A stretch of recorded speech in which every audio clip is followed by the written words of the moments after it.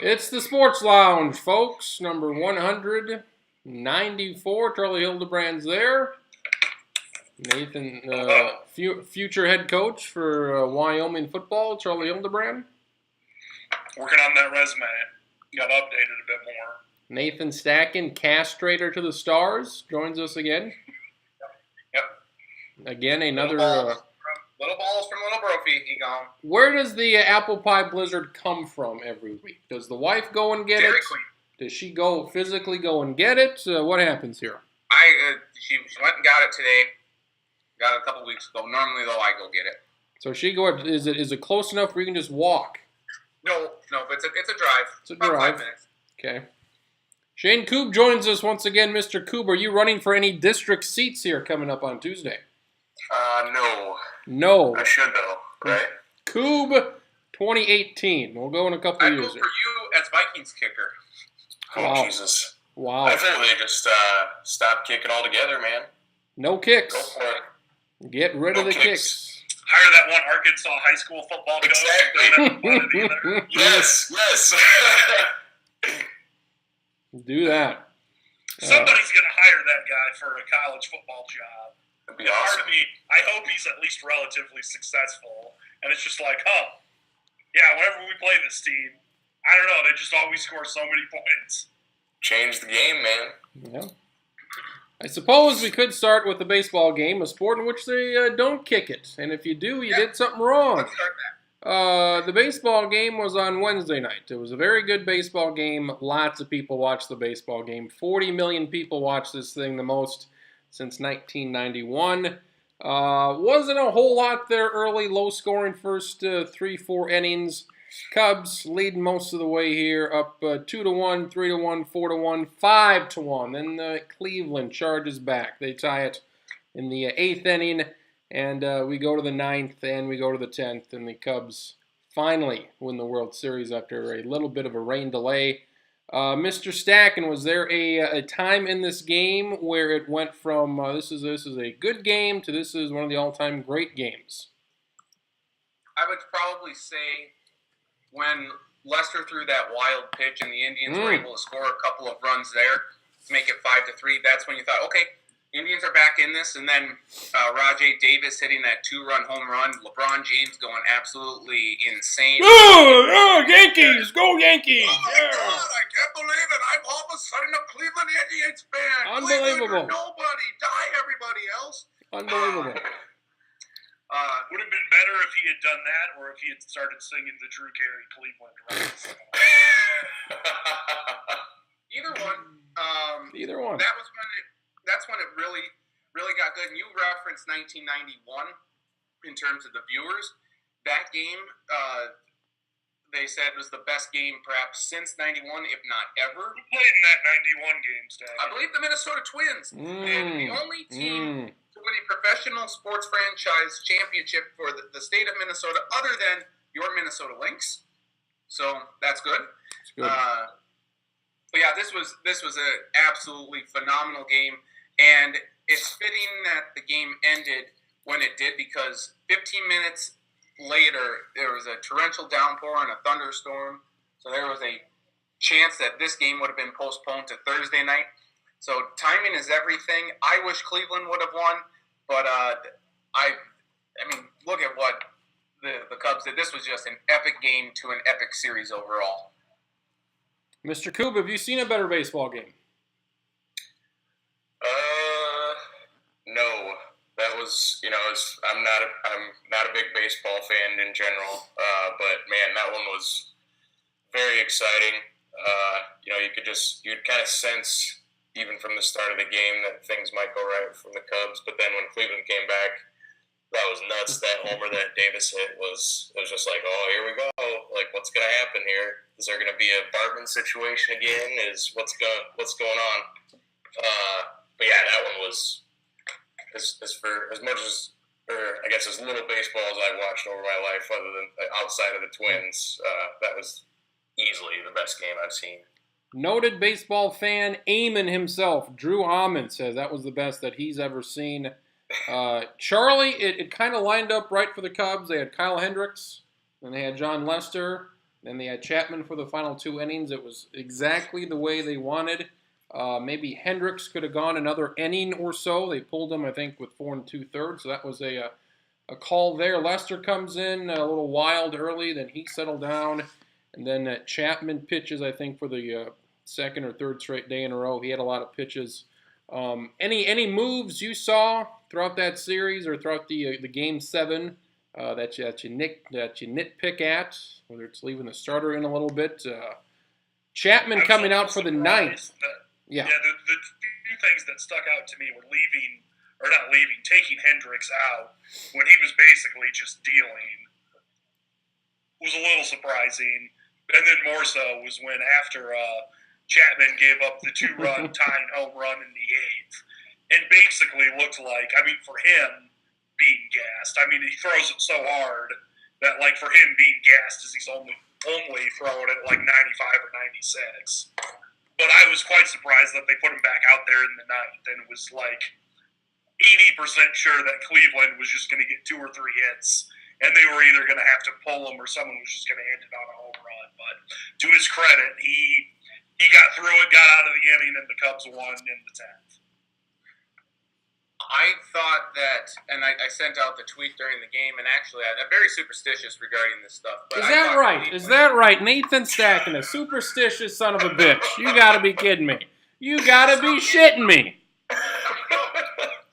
Stop the presses. Breaking news. Don't here. print any more papers. Stop them. We have news to report. I thought that the game was kind of lost for the Indians already in the 4th inning after they had runners on first and second and only one out in the bottom of the 3rd and couldn't get anything else going against Hendricks. And you were listening to the broadcast, and thank God there was no Harold Reynolds. I like John Smoltz. I thought he did an excellent job in there. Smoltz is really good. But Buck could be worked on a little bit, but that's beside the point. I thought, Smoltz was like, you got to keep Hendricks in there. Don't go to the bullpen now. And I thought that was a good job by Madden to not perhaps go with the gut of what most managers would do and yank Hendricks in a situation that would probably warrant it being Game 7. But then when the Cubs scored 2 runs there in the 4th inning, it just was like, okay, they've got the momentum, and Cleveland really, I thought, hurt themselves in that situation there in the 3rd. But obviously they were able to generate momentum off that Lester Wild pitch and then the Davis 2-run home run in the 8th. Corey Kluber came in. If he would have won that game, would have won World Series MVP. Gave up 4 runs in 4 innings. My favorite pitcher, Andrew Miller, maybe outside of Chris Sale. Gave up a couple runs. Gave up a home run in 2 and 3rd innings. He was excellent throughout the playoffs. He was probably the MVP of the playoffs. And then from there, Cleveland, Cody Allen came in, a couple scoreless innings, and then Shaw. He gave it up there at the end. He gives up the loss, and they put in Bloody Finger Bauer for a couple of pitches to get the last couple of outs.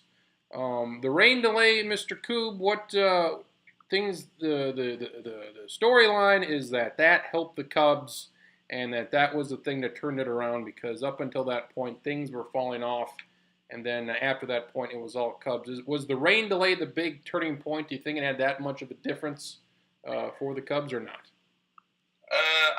I don't think so.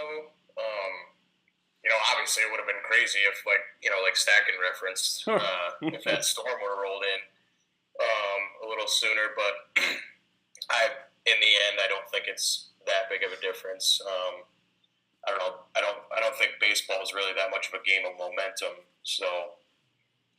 It was Jason Hayward, though, that brought the team together and said, hey, guys, I'm doing fuck shit in this World Series here, so I need you guys to help bail me out of this. Hayward has hit more foul ball home runs than anybody else in like the last 3 years. No one is better at turning on a fastball or a slider and going, oh no, that's really foul. Man, did he really hit that? How fitting that Hayward would be the guy that would rally the team together. I mean, wouldn't you think someone like Ross or Lester or someone else that's done something in this World Series be like, yeah, guys, we're tremendous here. No, it's the guy who probably is going to be the GOAT of this World Series or the playoffs or one of them, because the Cubs didn't win because he was just garbage. He rallies the team together. Whatever that had to do with it or not, I think it did perhaps calm the team down to a degree, because I'm sure they were pressing there a little bit. But I just find that funny that he's the guy. And he's not even – this was his first year on the team, so it's not like he's been around a long time with these young guys. I just found that to be kind of humorous. I don't know if the rain delay really made a huge difference or not, but if it did, it certainly seemed to help the Cubs more than it helped the Indians. David Ross hit a home run to make it 6-3. Looked like a insurance run at best, but a very important run at the end of the game. And I think he walked or did something with that was not counted as an at-bat. So literally in his last at-bat, he had a Game 7 home run in the World Series. Series. And they said, too, that if Lester wasn't in the game pitching still at that point, Ross wouldn't have been in the game. So that's a kind of a pivotal moment, too. And I think this was decision. I believe this was Ron Gardenhire's wet dream of a game, because I believe they used 3 catchers. Let's see. Yeah, they used all 3 catchers. I mean, this was Ron Gardenhire's dream of using all the catchers on the roster. He couldn't have scripted it any better than this. Did you know When you talk about 3 catchers, it takes you to the dark side of the internet. Disgusting. Did you know Ron Gardenhire likes Eggs Benedict? He's an asshole. How much did he tip, Stack, and how much did he tip? How much was his bill, and how much did he tip? $15 tip. The bill was probably $40. Reasonable tip, then. Generous tip. Yes, very, very generous. I did get his autograph, too. So Why not that just was keep nice. his receipt? Did you do that, too? I did. Well, I had him sign the receipt. Good, and you took the receipt. Is he under Yes. audit? Is he under audit now? I don't know. Would you, That means he can't release his tax returns. see, you can't do it, Sagan. I can't, plenty of people haven't released their tax returns yet. I don't know why you're asking me to in this election year. You have to just wait. We want to make sure you're getting these Dairy Queen apple pie blizzards on the up and up here. It seems like there might be some funny business. I should have How do we know? You know what? If someone was money laundering drug money, they would do it by going to restaurants all the time and saying, "Oh yeah, I buy these all the time." There's all this money. You're gonna spend that $1 million meth money $5 at a time on ice cream for the next 25 years. As he takes I'm only spending money until they run out of apple pie blizzard. What's that? Like, fuck you, Dairy Queen. We're leaving. We're going elsewhere. And there you have it. Terrific. I think I asked Charlie. I forgot to look it up. I did not look it up, but at the beginning of the year, at the beginning of the baseball season, I think I asked you, what would a Cubs World Series? How big would that be as far as like sports events in your life? Like a lot, Stacking one in Cleveland. I would have preferred the Cubs win because it had been a long fucking time since they'd won. But for the most part, there wasn't a huge rooting interest either way in it. And now that it happened, it was a pretty big deal. And it was the perfect scenario in which they won. So I'll ask you again 7 months later, where does that Cubs World Series rank among non-rooting interests? Because for me, I think it's got to be number 1. I don't even know what would be number 2. But for me, it's got to be number 1. It's a pretty big deal. I think just because of the way who I watched it with and the way, I don't want to get into the whole backstory, but the Red Sox coming back from 3 down against the Yankees and beat them, that was bigger to me just because I watched all 4 of the games where they came back, because I knew a kid that was a Yankees fan, and me and a couple other friends were making fun of them the whole time as the Red Sox came back. And we were like, oh, of course they'll come back, like having zero faith they would. So that one's got a little more meaning, I guess, to me. But I think other than that, it's tough to come up with something else that's a bigger deal. I think even looking back on it, and with depending on your thoughts on PEDs, the '98 home run race was a pretty big deal too. But there's only a handful of things I think in the last 25 years that would compare to this. I mean, it was the longest drought in professional sports. The only teams that, I mean, there was not like an NFL or an NBA yet, and the only other teams that had been droughtless as long as the Cubs were because they did not have a franchise since 1908 or whatever. I think you could make an argument for. If you say Olympics, don't say Olympics. Good. Okay. For the Cavs winning the NBA championship, coming back from 3-1 against Golden State. But I didn't want them to win, though. I didn't want them to win. Well, you were just looking for moments because that was the first. That'd be the opposite. That would be like the one, oh, fuck. They won? Fuck. God damn it. But that's the first championship for the city of Cleveland since 1964. I mean, if you want to look at a collective drought, that's longer than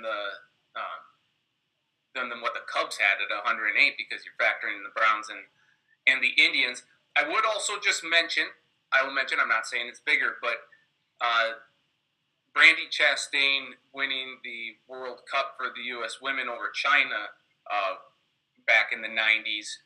That was pretty big. Of course, her iconic shirt. Get that out of here.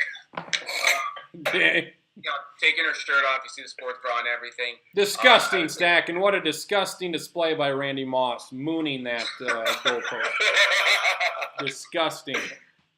But I think you're right. This probably has to be number one. But I would just give those two other examples, certainly ones you can throw in make an argument for. Now that I think about it, another one you could make a strong case being number one, and I think the only reason we didn't mention it is because it's happened a while ago now, and that they lost the game. But when the Giants beat the undefeated Patriots in the Super Bowl, like it's easy to forget like the whole month leading up to that, where it's just like, no, they are so much better than everyone else. They're going to run away with this. And then, like early in the third quarter, it's like, this is still a game right now. Maybe they won't win this. And then they didn't, much to the chagrin of this Dolphins fan's black heart. Yeah, it was huge. I mean, you just think about growing up, everybody knows about the curse and hearing that every damn year that they didn't make the playoffs or they lost in the playoffs and saw the curse and whatnot. And like even with the whole Bartman thing too, and just it's got to be the biggest, probably definitely in our lifetimes. All the old people. All the old people. My goodness. I'm going to bring up what I sort of brought up last week and add an extra bit of it. But now that the Cubs win, are Cubs fans going to have like an existential crisis that they just like can't ever complain ever, at least not for like the next 15 years, ever about the Cubs. Like if they go 40 and 122, everyone will be like, I don't care. It was just like 6 years ago, you won the World Series. Like you guys complained about that for so long. I give you permission to punch any Cubs fan that bitches over the next 10 years or so about, the Cubs didn't win the World Series this year. Will that hold out in a court of law? I think if you just have to find a judge that's a Cardinals fan, and that will work just fine. Harsh. Going back to that second Patriots, was it the first one? Yeah, it was the first one with the Giants. The first one in 07. I watched it, 07? Oh, that would have been sophomore year of college, first floor of Pearson Hall. And I'm watching it, and there are a couple of folk in this dorm room, not sport fans, not fan of sport. And there was I think I maybe told somebody this here once. There was a sign at the end of the game. Somebody held up a sign. It said 18-1. What do you think that would signify? 18-1. I'm guessing that they lost the game. Because they were 18-0, and then they were 18-1. I knew this. My roommate knew this because he knows what the fuck's going on. These other two people didn't know what's going on. So one comments to the other, 18-1. Those must have been the odds. Nope. Those were not the odds. These people are stupid motherfuckers. So there we go. You know what that reminds me of? Like whenever you hear like a little kid try to explain a movie, and some parts of it always go over children's heads. And it's like, no, and then this happened, and it's just like, oh, that's funny. Because that's not even close to right. The ratings, so dumb and cute. These guys, they were just stupid. Sack and the ratings were tremendous. Most watched World Series total, I think, since 2004, since the Red Sox. Yep. What's this do for baseball? Then you like to talk about the hockey and the Winter Olympics and how that might do something for the NHL, but that doesn't happen. What can this do for the baseball? For the Cubs, they seem to be the biggest draw. Maybe the only thing that would have drew more is maybe if it was the Red Sox or the Yankees or maybe even the White Sox themselves against the Cubs. Is this is it good for baseball now if the Cubs go on a run here like the Red Sox have for the past decade, that the Cubs are in it most years? You're only going to see this be reflected in playoff ratings wise. I think if the Cubs were in this position next year, let's say against the Astros, or maybe they have a rematch with I can't say the Indians yet, but I don't think you're going to see 40 million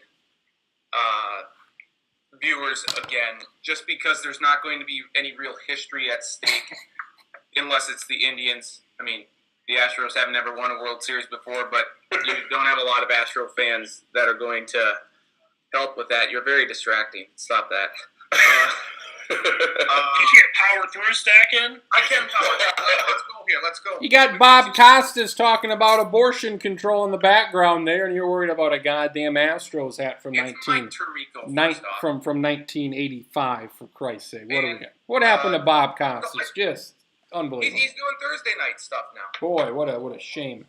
But to answer your question, I don't think we're going to see 40 million viewers for a game or as highly rated of a World Series, even if the Cubs are back in it. I would say the ratings with the Red Sox and Yankees would be comparable, but storyline-wise, I just don't think so. Charlie, would Cubs-Yankees be the best? Cubs-Red Sox? Cubs-White Sox? How would those compare? That's a good question. I think I agree with Stacken to the extent that since the Cubs have won it, like, they'll still have a lot of draw in a World Series, but it will not be are they finally going to do this? But I think certainly Cubs-Red Sox or Cubs-Yankees would be a big deal. I think Cubs versus the Cleveland Indians could still be a big deal because now it's just going to shift back to, how the Indians didn't win. And I think I mentioned this during that Game 7 and didn't see it, but I would like to see a shot of some Cleveland player after they lost that game with the Curb the Year enthusiasm on play. On the flip side, what would be the worst World Series to follow up this dramatic one? Like, what could baseball be like? Oh, okay, Tampa Bay and San Diego. Last year. Marlins and Blue Jays. Anything with the Cardinals.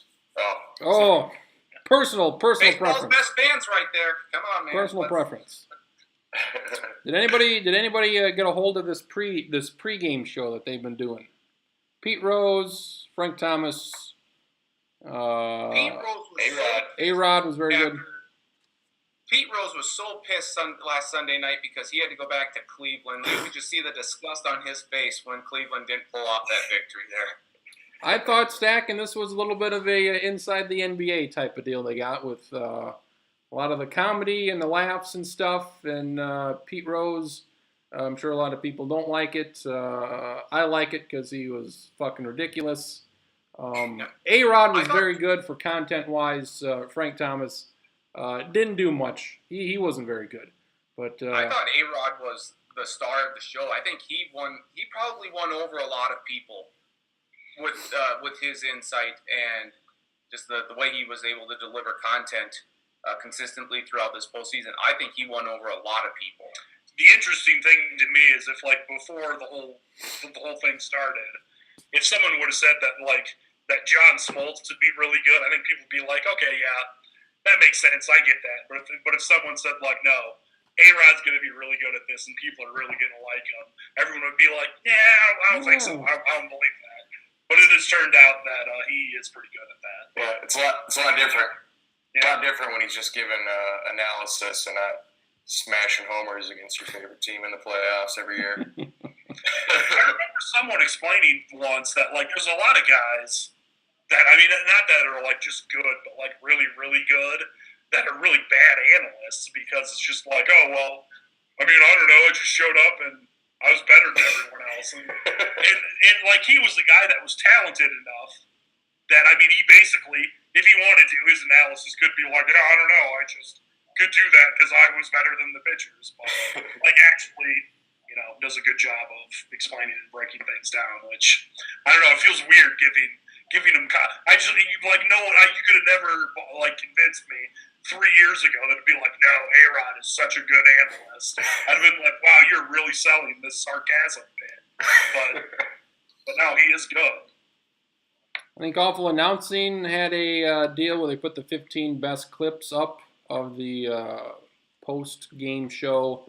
And all of them are goofy clips except one where it's like, I don't think this was on air, but it's like 5 or 6 minutes of those three talking about hitting, and Pete Rose is talking about what the hell he would do, and A-Rod's asking him questions, and Frank Thomas just sitting there or standing there with his finger up his ass. But they're just saying stuff, and that was really good as far as serious stuff, and there was a lot of good stuff as far as nonsense was out there. Football's got a dozen pregame shows and postgame shows. Basketball doesn't have as much, but they got the best one with Inside the NBA. And baseball has really never had anything like that.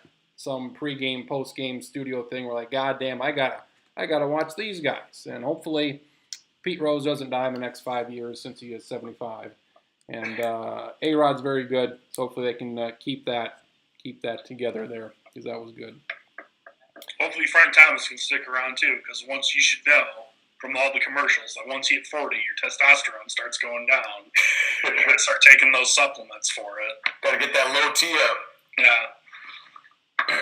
Hopefully that does not affect Mr. Frank Thomas in the future there. Big bastard that he is. The NFL? Yes. I was just going to say, side note, have you guys seen the KG yes. that he's been doing? Those have been great. 1 week in, him and Rasheed Wallace. So is he going to have a different player every week? Yes, sadly. I think if it was him and Sheed every week, that would be so awesome. It's been fun. It's been good just hearing those guys break stuff down. But I think that'll be a good segment. Sucks. What? This commercial is fucking terrible. What do we got here? Oh yeah, I saw that one earlier. Who is it? It's supposed to be Hillary Clinton. It's like Group 45 talking about how she's transparent and mumble fucking jumble. With the drill? With the drill? Yeah. Crushing laptops, phones? So just a fucking joke. Not the best of commercials. Stacken, you're so angry. Why do you get so angry about this, Stacken? It'll all be over in a few days. I'm angry in general tonight. Can you tell? Goddamn kickers and stupid fuckers. And Rob Riggle. What a Jesus! You talk about a guy that's for some reason he's still on my TV. I'm like, how the fuck is this guy? Apparently he's funny. That's bad. That's He's good yelling as the bit actor for the 5 minutes he was in Step Brothers, but it's like, holy shit, I don't need to see him this much. Saying on the TV screen. Like if you've seen that Holiday Inn commercial, Holiday Inn Express, like you can check out at noon now, and he just yells into a megaphone at some lady eating breakfast. If he had done that to me, I would have punched him on set right there. Second act of violence suggested by Stacken in under 20 minutes. It's like Rob Riggle, he would probably murder you there on the spot. KFC has done a very, I would say, average job at picking their kernels for their commercials, and Rob Riggle has got to be one of the worst. The worst. Saying he is funny is saying Aaron Hicks is good at batting. That would be an incorrect statement. Both equally shit. Where is Kevin Garnett? Where is the studio? That's like, is it in New York or L.A. or Atlanta or Minneapolis? Chaska. We don't know where this, because he's what he's. Yeah, that's the big it's deal. Area 21. That's right. It's like a couple blocks down from Area 51, I believe. Somewhere in New Mexico. I do. Yes. Pine Ridge. We need some electricity and internet in Pine Ridge. So Kevin Garnett's doing that. They got the bleep button since he says F this, F that a lot. So that's a good idea to mute that. Even though if it is at 2 in the goddamn morning when this and at the post game show. So anybody you would like to see him with? I'm sure they'll get like Kobe for a thing or Stephon Marbury. There you go. Well, get the band back together. Googleiata. They can find what Walmart. They can find what Walmart Googleiata is currently bagging groceries at right now. That'll be interesting. Very good. Very late, but it's still very, very good. Is this on NBA TV or where is this? No, this is after the TNT games. TNT. Inside the NBA. Okay. It's part of the post game. You ever watch basketball, Stack? You know that. Oh, I only watch NBA on TNT. I don't watch ESPN, ABC garbage that gets shoved down my throat every Wednesday and Friday night. Open up, Watt. Open your throat up. We're going to shove it down there. If we're honest here, it's inside the NBA and then College Game Day, right? And then everyone else is just playing for third and fourth fiddle. I'd be okay with that. Yeah. Yeah. College Game Day was also a lot better when it was only like an hour and a half or 2 hours long or whatever. And now that it's way longer, it's like, it's not like it's awful now. It's not as good as it used to be, though. Yeah, so I need to get more time. Yeah, to talk about. Football games were played today. The Vikings, they played one of the games. Mr. Stack, and you have a complaint. I'm curious of what your complaint is. Not concerning the kicker, because I have a complaint, and if we don't have the same complaint, I feel there may be a schism. First off, I do blame Blair Walsh, but he is second on my list. And I would like to say that I have witnesses in the room. I am to blame for this loss today because it was 13-9, and I said, here's what's going to happen. Vikings are going to score a touchdown with 41 seconds left. Matthew Stafford's going to lead the Lions down the field, kick a field goal, going to go to overtime. Lions are going to win 22-16 in overtime. I have witnesses to back this up. I was off by 18 seconds.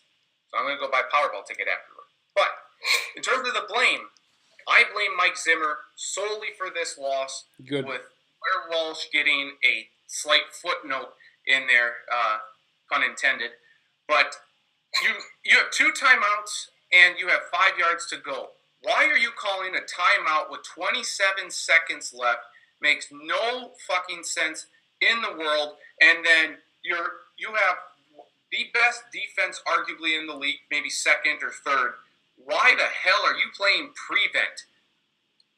3 guys rushing? I mean, this was about as bad of a coaching, bad as a game coaching that I've seen Zimmer have in quite some time. I don't know if he's feeling the pressure or whatnot with all these injuries, but those 2 colossal errors, they're just indefensible to me.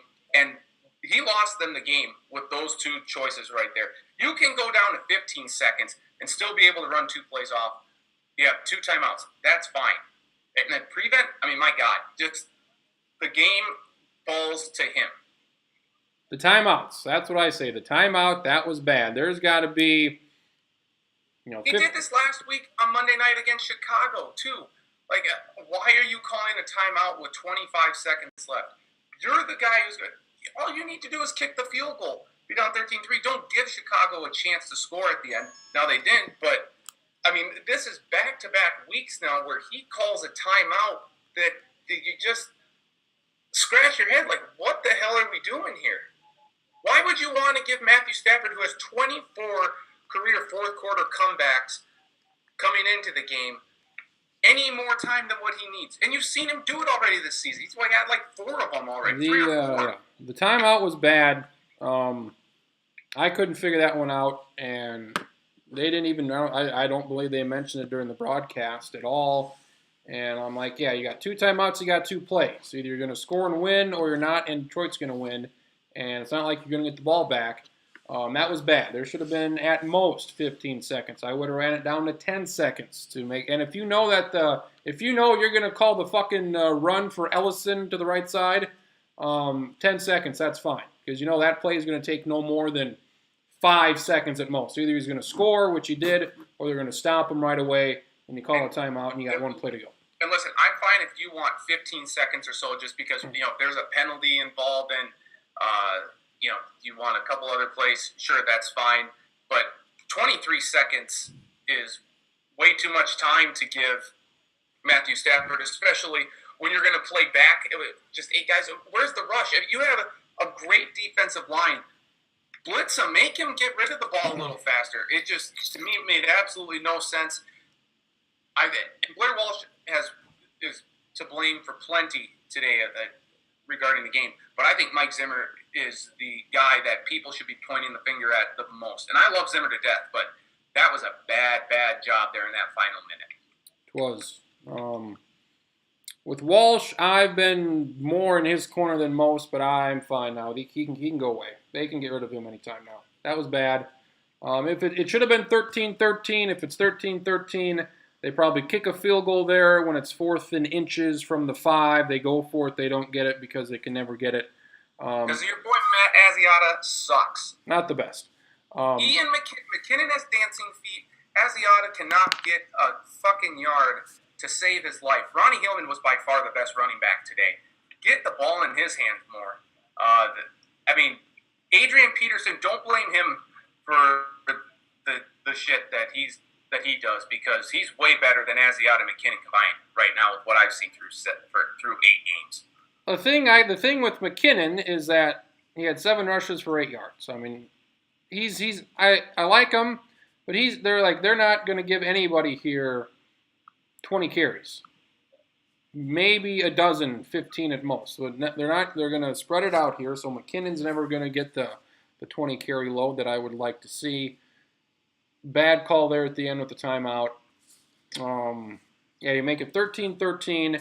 You kick a field goal to go up 16-13 instead of going for it. And that kind of changes the complexion of the game right there. Even the extra point, though. Maybe you tie the game extra instead. Point, then Detroit can't. Then Detroit has to go for a touchdown there at the end. They can't get a field goal. But Prater, both 50-yard field goals right down the middle. I mean, it's just an embarrassment to watch Walsh and just wonder if he can even make an extra point, in which he's lined up in the middle of the field. I mean, this is just a shit show now. The ship is sinking. May I remind you, they still lead the division. They say they still lead the division. That's because the Packers are shitting down there, pissing down their leg right now.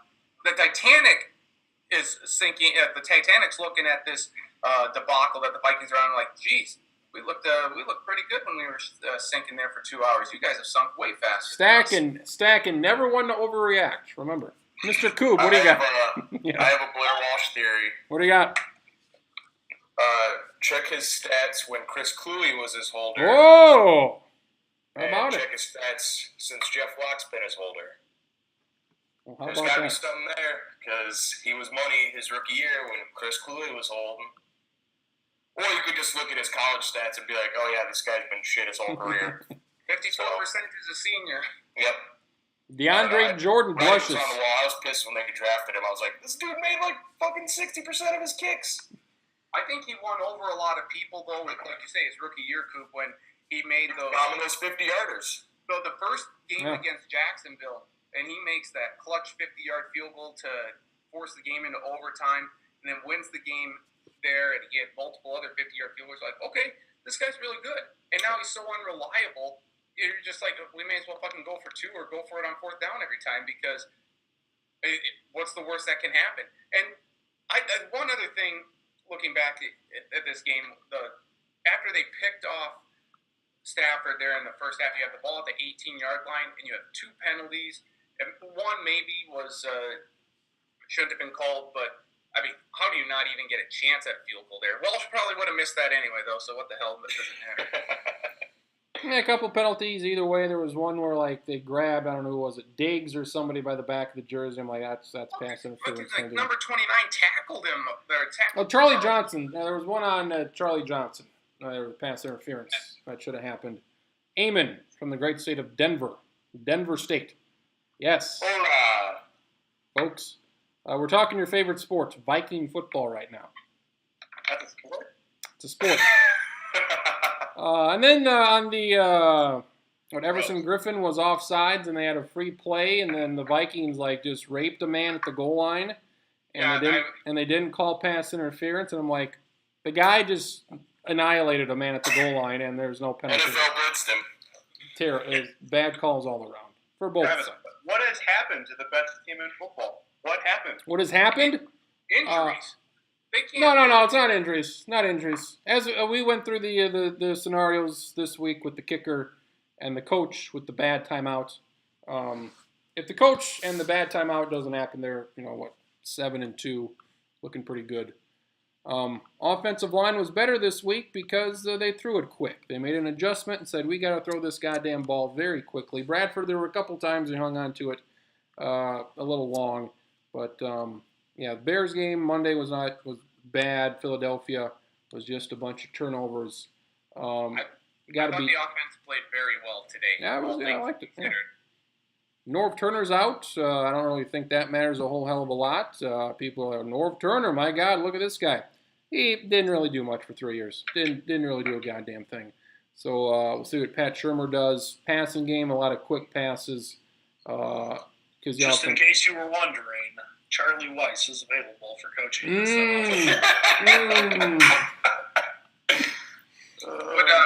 Kansas be off the hook for his buyout then if the Vikings go after him? Do not know. It's awfully intriguing.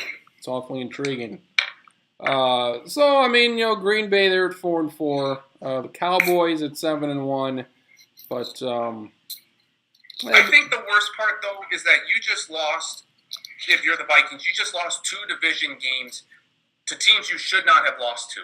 You lost at Chicago and then home against Detroit. If it's at Detroit, that's fine. That's a little bit different story. You can't lose at home though to the Motor City Kitties and not the best. On the road to the 1-6 Bears. I mean, my God. Yeah, so 5-3. A win would have been 6-2. So when are we going to talk about this division being the NFC South from a couple of years ago? Oh shit! No. In 3 weeks. Drew, who's the quarterback for the Panthers? Cam Newton. Good. In other news, I feel like the Chiefs, Charlie. I feel like the Chiefs are the same and the opposite as the Falcons. Falcons are good offense. Chiefs are good defense. Both teams could go 13-3. Nobody would pick them to win a goddamn thing. Yeah, losing the first round of the playoffs. Yeah. Then I would agree with that. I'm picking the Falcons this year. Let's go. Go ahead. Rise up. Go right Rise ahead. up, Atlanta. Rise up. Rise up. Great. Stacking loves dirty birds. He does. Do it. Cowboys are 7-1. Beat a couple division teams. Beat the Bears. Beat the Browns. Beat a bunch of junk. Beat San Francisco. Eamon, you made a comparison today between their quarterback and another quarterback. Yeah, sure, why not? Who are these quarterbacks you compared, and why did you compare them? Bring Dak to Collie Kaepernick's. How so? I feel like they're both 2 very super athletic examples of recent quarterbacks who had very early success in their careers. I don't think Dak Prescott is a particularly is a standout quarterback for the next 8 years. So that's I sort of see. I saw like a quarter and a half of today's Cowboys-Browns game. Is that the game you got? Prescott reminded me of Kaepernick a little bit. I think he's probably just a little bit more accurate as a passer, but I saw a little Kaepernick in our in Dak Prescott. Would anybody here put in Tony Romo, if healthy, in right now? How many vertebrae does he have left? Or Zero collarbones? vertebrae. Zero vertebrae, zero collarbone. Osteo. This is One why vertebrae, no appendix, one No clavicles. one lung, minus one kidney. this is why you put him in, because if he To get hurt right away, so he's dead forever?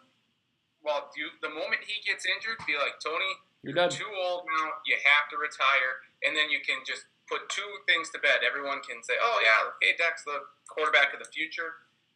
Because there will be people out there like, "You gotta start Tony Romo. Look what he's done for you over all these years." Once Tony gets injured, you'd be like, "Tony, you're done. Just go be with Candace, your wife, your family. Just go away. Put him in. Let him get injured." For that reason. Good. Not that you, I think that would satisfy the problem that the Cowboys are going to have. Stacken would be the only NFL owner who would put bounties on his own players. That's accurate. Accurate. Apparently, there's a football game tonight. It involves Denver playing at Oakland. I believe Charlie Hildebrand, key and note speaker for everything Oakland. Biggest game since the last big game. How hard are you for Oakland? 74%. I mean, like enough that you can do damage, but not like full blown. Like, we got to take care of business right now because I can't control myself. Well, it's a deal right now where they're the 6th seed. If they lose, they're the 6th seed, but if they win, they're the 2 seed. There's a lot of up and down in the AFC right there. Any other NFL notes? Anything we missed, Stacking? Any other pertinent shit happened in whatever the hell this week is? Week 9, week 8. Atlanta has scored 40-plus points 3 times now this year. It does not look like they are going to go into their swoon from last year. But you still won't pick them, but Fuck no. it's still Fuck no. It's still worth noting. Otherwise, no, that's a wrap for the league. Carson Wentz threw 2 picks today. Fuck him. I'm sorry, I didn't mean to say that out loud. Good job, Carson. Wait, you know what? Good job to the Philadelphia Eagles for taking the training wheels off Carson Wentz this week and letting him throw the ball down the field. Very good. Very good. I saw that Wentz, our boy Wentz finished with more passing yards than I believe the Vikings had total offense today. So, Shut awesome. up. Who invited you to this? Wow, Nathan Stacking. Stacken's been angry. Jesus. Stacking's on his period. You guys are all such Wentz haters, all just because you came from. I don't hate Wentz that much. I just hate the hysteria. Maybe that's because I'm in Fargo. That everyone just like wants to blow him or something. I mean, that's kind of what it is. Will he Stacken's airing out all his dirty laundry. will he be better than Blake Bottles? Perhaps Yes, perhaps maybe the worst quarterback right now. I would say no. The worst Really? quarterback? No. The worst starting quarterback right now, who is starting because this is the best that they have. All right, Stacken, who is the worst starting quarterback then? I'm going to go Cody Kessler with Cleveland. No, he's like a 5th stringer. Number 1 out of training camp. Franchise guy. This is our guy because he is our starter. Our first 7 guys got hurt, so this random fucker from USC is our quarterback this week. I'm not counting Case Keenum or whoever you want to. No, You could go with him, yeah. I mean, Case Keenum. but I don't count him. I don't count him because he's Why? he's not a fucking start because he's just the guy there to play a half a year before this Jared Goff does it. Like he's not going to be there next year. Like they picked up Blake Bortles' option for Christ's sake and thought, Jesus Christ, this guy's so good. We don't want him here for next year. We want him there for 2 years from now. Holy shit! Ryan Fitzpatrick? I don't know. No, I mean Blake Bortles is the worst. Just the I absolute worst. understand your criteria, and I think it's Brock Osweiler. Oh yeah. I Fair. like Fair. that. Good job, Drew. Thank you. Fair enough. You're back on my good graces. You're welcome.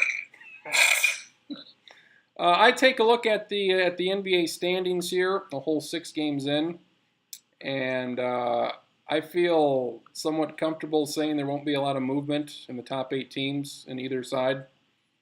Like 1 or 2 teams on each side, which is like 6 games into an 80-game season.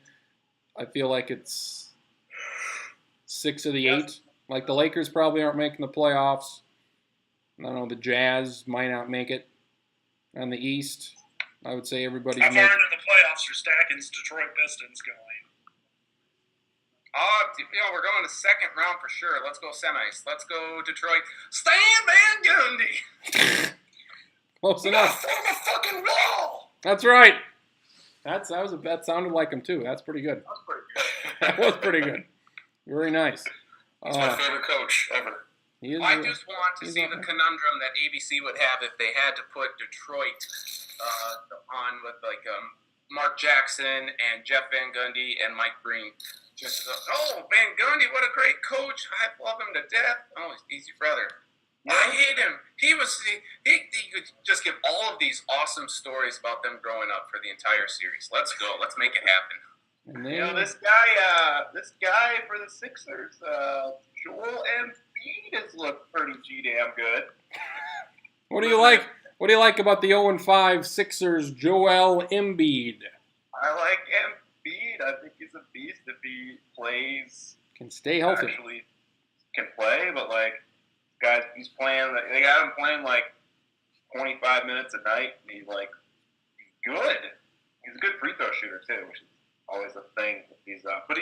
I just saw just like some highlights, and he plays like a fucking guard, and he's 7 foot tall, and really impressive. But yeah, no, it's not. This doesn't mean I'm not saying the 76ers are good.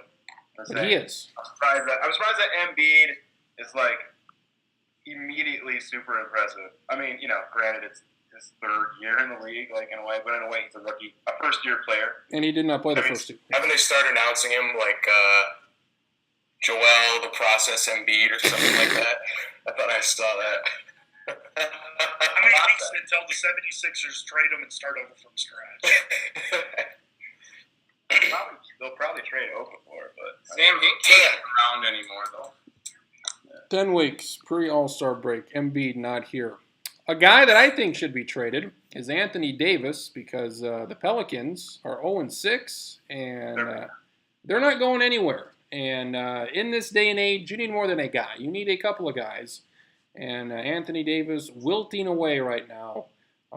Is there a destination? It seems like the Lakers are due for a guy in a year or two because they don't. Minnesota. What would you want to give up? First down, Ricky Rubio. Real deal. If would you? Well, I mean, you've Could you already imagine you've already a got front court with him and Towns? That would be ridiculous. you've already got Tony Towns. Like, why wouldn't the Timberwolves get rid of guys like Shabazz Muhammad Thaddeus Young. Because and, nobody wants him. and This isn't Madden or Xbox baseball where you can force trade stack it. It's they go, you have to take this trade. And we're also going to clear the salary cap after it won't technically be allowed to go through. 2 first-round picks, Ricky Rubio, Shabazz Muhammad, and Brzgala, number 88. Where the hell that 2 first-round Nemanja picks. Bjelica. Yeah, Berlitza. Yeah, get those, package that deal to New Orleans for Anthony Davis. Save him from the levies. Cool. If you maybe I'm get trying to think of something off the top of my head, so this is not completely serious.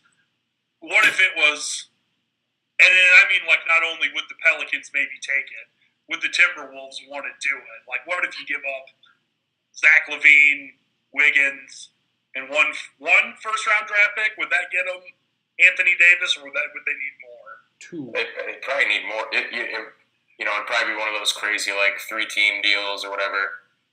But yeah, it'd probably have to be 2 first-rounders with either and or Wiggins and LaVine. Can I say something crazy? I would Absolutely. much rather. Why? Yes. I would much rather keep Levine than Wiggins. You've turned down Levine. You hated Levine. Now you like I him. did. When they made this draft pick, I was steadfast against it. But I think I would hope that Wiggins can continue to get better, especially the defensive side, and maybe have something other than 27, 2, and 2 in a game. But 2 and 2. I think that Levine's upside is greater at this point than Wiggins. So I would Really? much rather toss Wiggins into a trade than Levine. Is that I right? think Levine will end up being a really big, it seems like he fits kind of the type of player that Tibbs likes.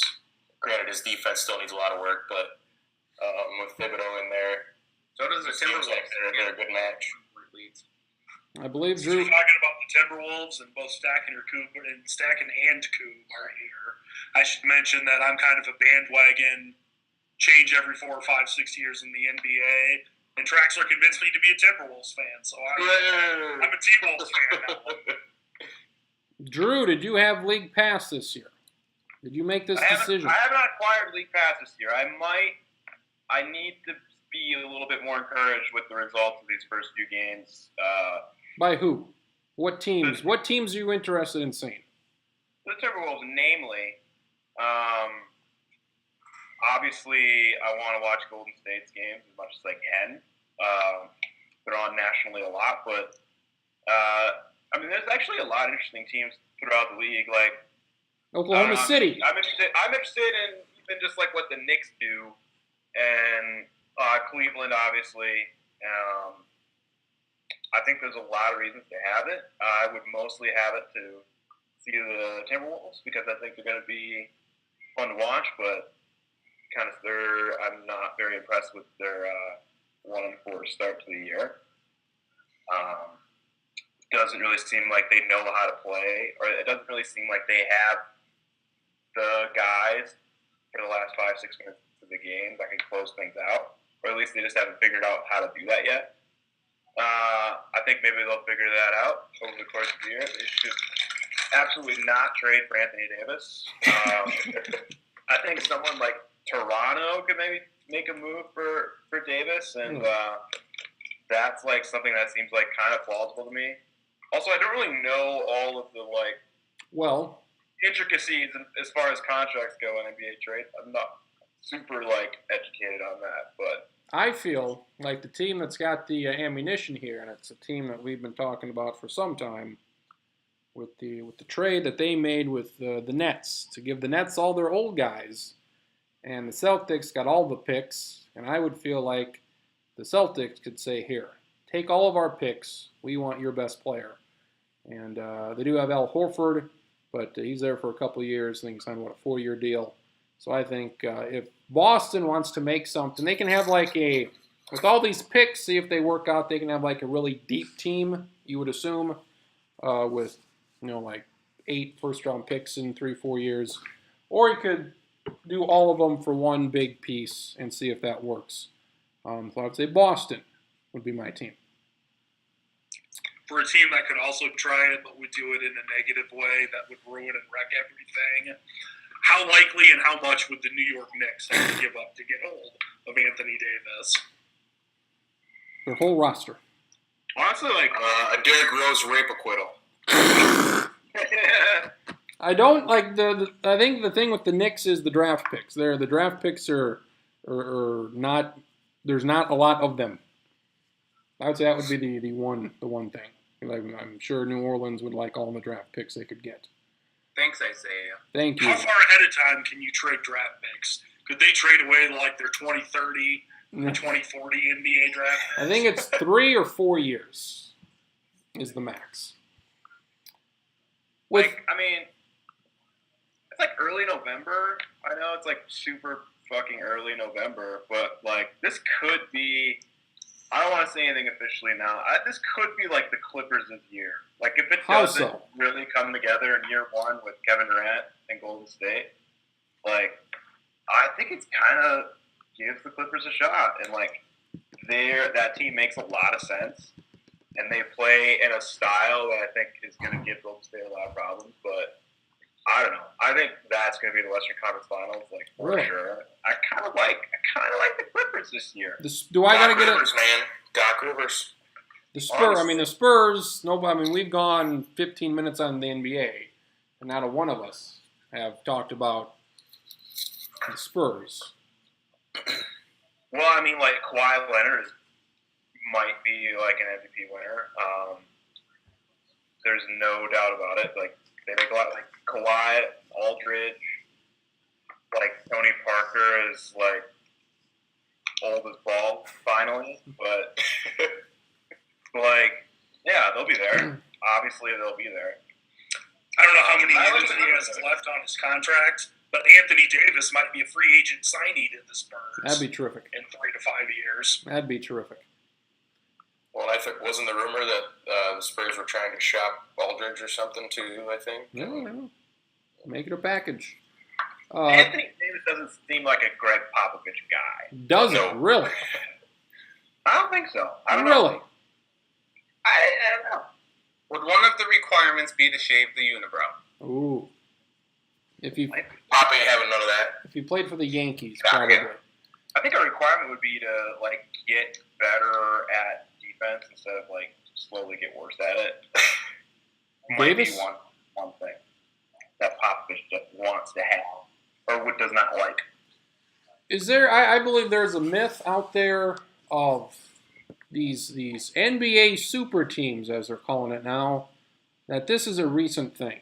When I believe this is something that has always happened forever and ever. I don't believe this is something that, this just happened when LeBron went to Miami and Durant went to Golden State. And Boston did what they did with Ray Allen and Kevin Garnett. And Trade is different than free agency, though. I would say it's the same thing. And the Pistons did the same thing with Wallace and Billups and Hamilton and Ben Wallace and all their guys. The Bulls may be exempt, but Boston, they traded for Parrish. And the Lakers traded for Kareem. And the Lakers traded for Wilt. And this has gone on every dynasty that seems like there's been in the last 40 or 50 years. This has gone on. Shaq, he didn't want to be in Orlando, so he goes to the Lakers. Paul Gasol gets traded. I don't want to be with Memphis. Let me go to L.A. This happens whether it's a free agent or whether it's a guy saying, I'm not playing here anymore, send me to this team. This happens all the time. So I don't think this is new whatsoever. No, not at all. And it's something about the NBA that I both like and don't like. One aspect of the NBA I don't really like is you can't like build a young team really and have like the expectations of that very young team be anything more than like second round of the playoffs. Oklahoma City was that team, and they came very close, and now no more. Well, you could almost say Golden State when they won a couple. Yeah, I mean Curry drafted. They drafted all the guys. Draymond Green, they drafted all the guys. Minnesota's trying to draft all the guys. So it can happen. You have to be very good, very good at drafting guys. The Bulls, Pippen, Jordan, they were all there. That first run, they were all there. Horace Grant. I'd say the second run, they got Rodman, who was probably their third best guy. Tony Kukoc, they drafted him years ago. So the Bulls did a pretty good job of drafting guys and making that work. So I would, agreement there. While we have Mr. Amon on the program, we did talk the baseball. A lot of us do agree that was the best baseball game that we've seen. Only complaint I have would be 4th, 5th, 6th, 7th. Cubs were up, 3 runs or so. I asked this, I believe, to Stacken. At what point did this game go from, this is a good game, to, this is the best game of all time? I think Davis's home run to tie the game was like, okay, this is something unusual and something that like really won't forget for a while. Up until that point, it was great. It wasn't totally perfectly played. I mean, you had that 2-run pass ball where David Ross looked like a corpse. On. A little bit of a lull. I'm getting a lot of reverb. What? I'm getting a lot of reverb. God damn it. Charlie, it seems like it's always an hour in. Makes this happen. Why, Charlie? Why does this happen? It's only somehow out something with Kren's computer. I don't know. Is that better? But this is like the 5th or 6th straight week where something happens and then Krenz has to change something. Is that better? Yeah. Is it? Yep. Yes? Okay. Great game, and then Davis ties it up. The Chapman brothers there with the Cubs quit throwing fastballs. Is it bad now? What? Is it back or is it fine? That's good. It's good now. It's good? I think it's okay. All right, let's go. All right, we're That good. rain delay made the game better. The drama. But I was all just like, man, I want this TV show to come back on. And then I was like, and then luckily it was not like an hour and a half delay. It was only like 18 minutes or something. I was like, yeah.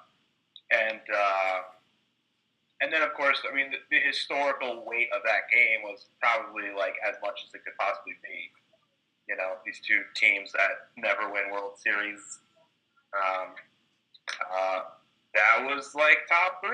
I remember very distinctively the way like Game 7 in 2001 played out. Soriano hit the go-ahead home run off Kurt Schilling late in the game.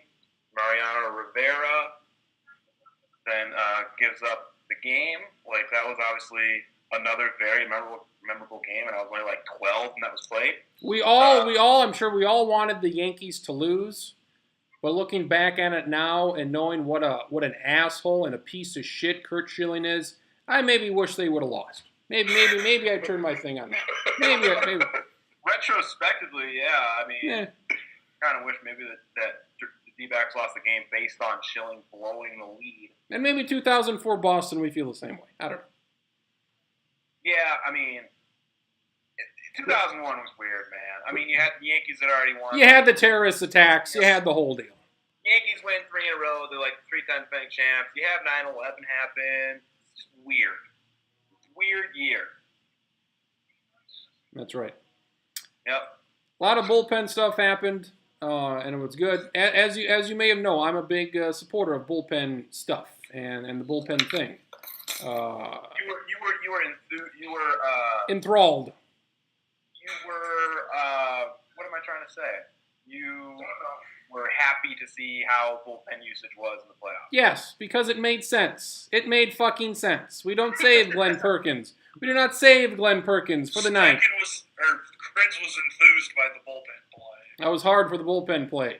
Put in your best pitcher in there in the 5th, 6th, 7th inning. He should be your first guy out, not your last guy out. When Cleveland brought Andrew Miller in there, I was like, Krenz is happy right now. Good move. Good move. And they did all these things, and I don't think it's going to. Probably 20 years from now it'll be a thing, but I don't think it's going to happen quickly. Even though it's very important that this worked. It's very important that this happened and that this worked, and this worked tremendously. And this is a huge reason why Cleveland almost won the entire thing.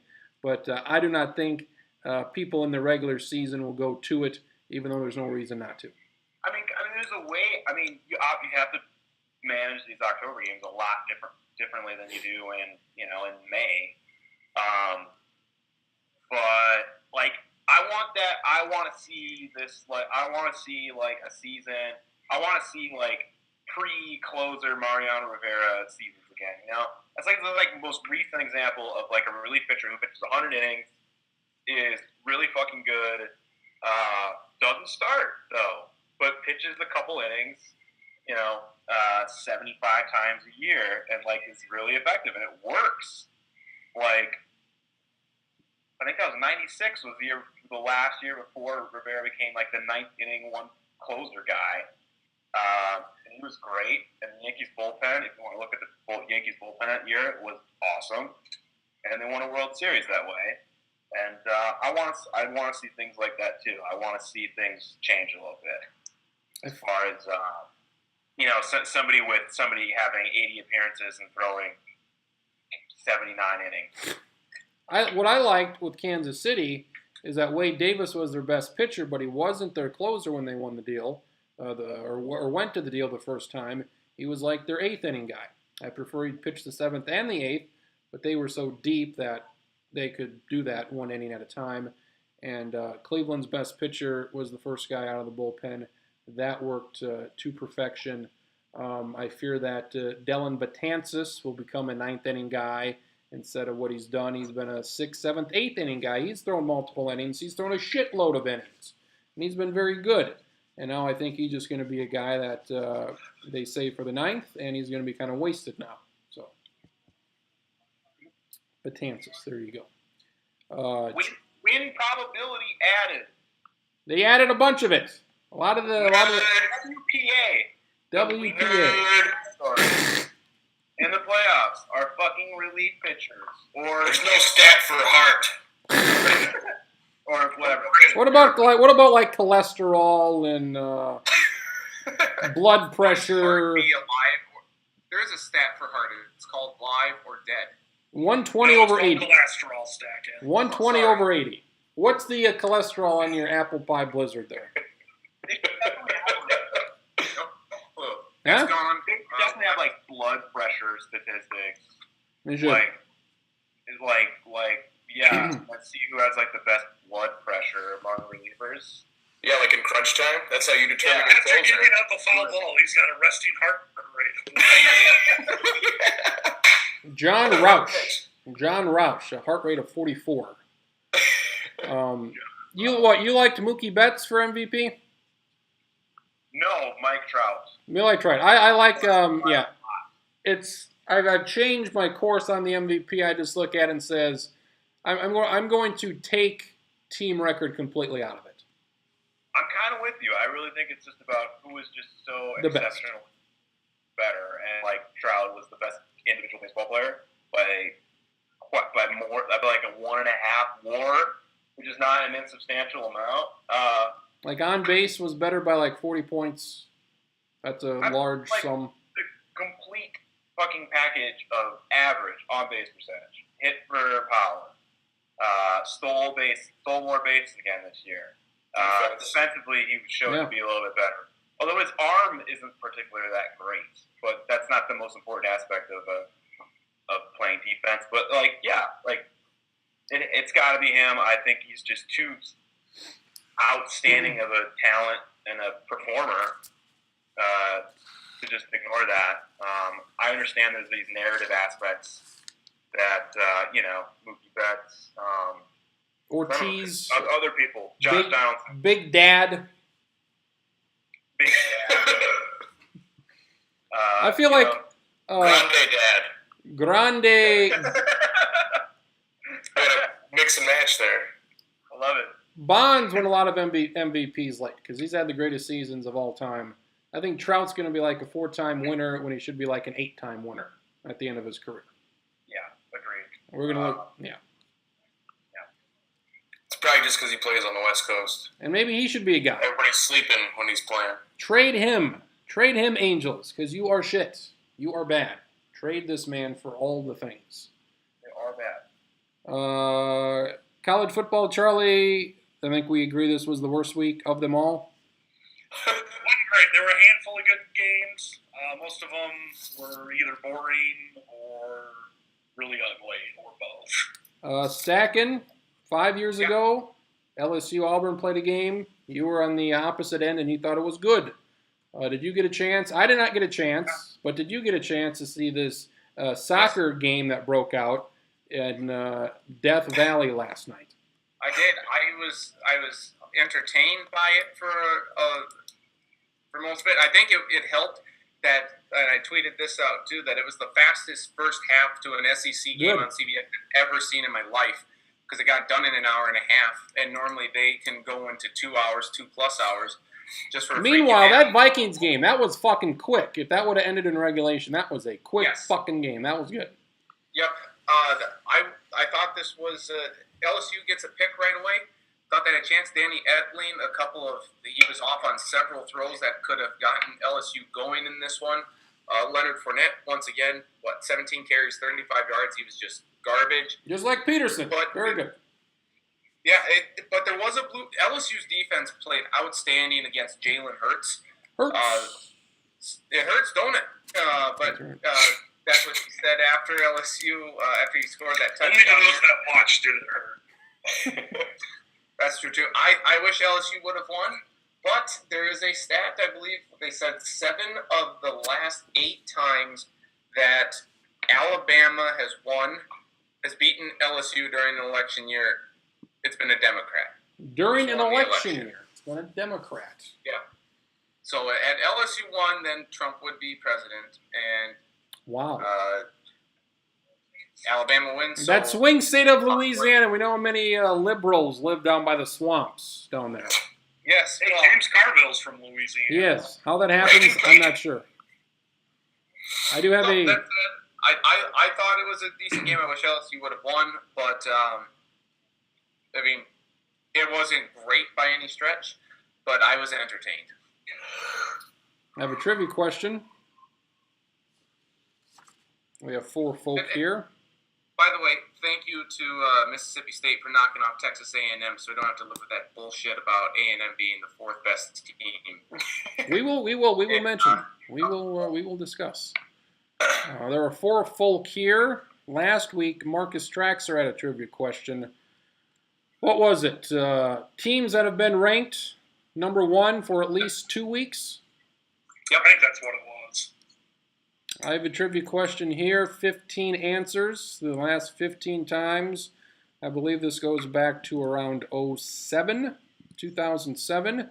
Name the last 15 teams to beat a number 1 team. Postseason play included. National championship games included. This is based on the AP poll. We go Coob, Apple Pie Guy, Denver Shooter Man, Wyoming Coach Dude. Okay. Mr. Coob starts us off. I will give everybody 1 strike. Since this is not as easy as picking number 1 teams. Name the last 15 teams to beat a number 1 team. 2000. Alabama has done it. They've done it 5 times on the list. Nobody else on the list has done it more than once. So Alabama is really fucking good. I will say Ole Miss. Ole Miss! Not on my list. If you can, I'm open to being proved wrong. And they did beat Alabama a few years ago, but apparently Alabama was not one at the time. Oh, damn it. I gave everybody a strike, so that's yours. Yeah, the last year, well, no, I shouldn't say anything. I don't want to mention any teams. Drew Amon. Clemson. Clemson, not on my list. Damn. Charlie. What year are you starting with? 07. Okay. Could So Coob. I will say LSU. LSU, they beat Ohio State in the national championship game when Ohio State was number 1. So that would count, yes. Shane. How about Ohio State? Ohio State on my list. They beat a team called Alabama a couple of years ago. It was a big deal. Stacking to stay alive, folks. To stay alive. Let's bow out right now. Let's go with Oregon. Stacking is out. Stacking is out. Doesn't Stacking get one? No, I guessed Ole Miss too. I went with the O's and I got X's instead. You got a strike. Strike 2. Done. It's like I'm in intramural softball and I was already in a 2-1 count or something like that. Just swing and miss at 2. You got to get that retina fixed. Amon. I'll go see the Sailors guy. Whose turn is it? Drew Amon's turn. A team that beat a number 1 team. Since 07, It's 07. 10 years. I'm going to go with Texas Tech. Texas Tech. They beat Texas a few years ago when Texas was number 1. Charlie. Game famous because Graham Harrell made it sound like his wide receiver had crabs because he kept saying my boy Krabs. My boy Krabs. I will say the Florida Gators. Florida Gators. They beat Alabama in the SEC championship game, and Alabama was number 1. Shane Koob and Charlie, no strikes. Round 3. I'm going to say Oklahoma State. Not on the list. Not on the list. Still got a strike to go. Drew Alman. Win or go home. I'm looking at my texts. I'm not cheating. I know. Nice. No, really. This would be a difficult one to cheat. You could do it, but it would be.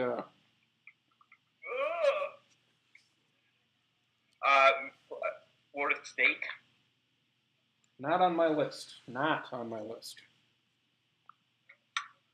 A Hildebrand Koob showdown for the ages. Goldberg and Lesnar in the flesh right here. Battle of the heavyweights. You can figure out who is who. I'm not sure. Charlie. I will go with Michigan State. Not on my list. One strike Auburn. for Charlie, and the Koob's still alive. He's got no strikes. Auburn beat Alabama. Maybe the best finish anybody will ever see. To stay alive, Koob looking strong for a victory here. I'm trying to think if there's any other ones I can think of. I had a Money in the Bank one that I'm pretty sure works, but I wanted to hold on to that. But I might not be able to think of any others.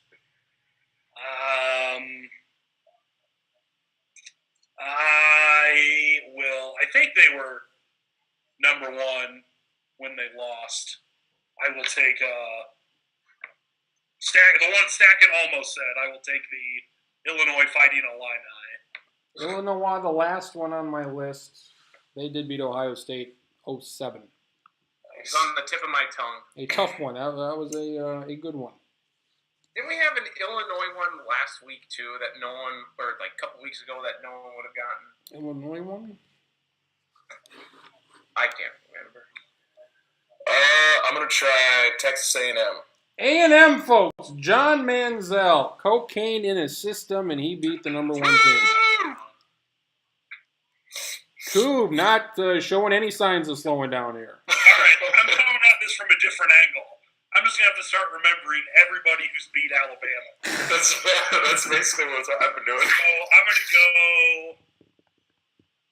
I don't know if they were number 1 then either. I will say South Carolina. South Carolina on my list. They beat Alabama a few years ago. What a goddamn heavyweight fight we got. Hildebrand down to his last strike. Down at 2.5. Oh, he got the arm up. Oh, man. 1, 2, 3, 4, 5, 6 left.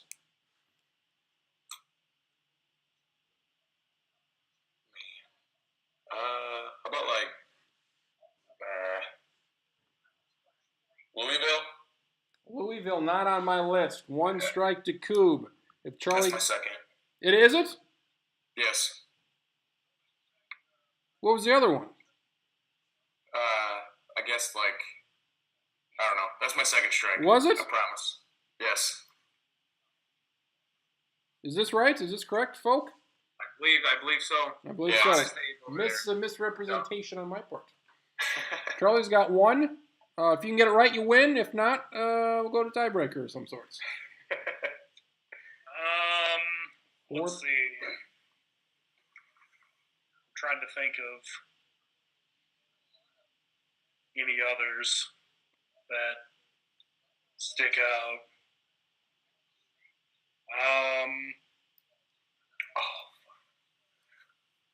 Yeah, didn't you say Oklahoma State? Was that what you said? Yeah, that was my first strike.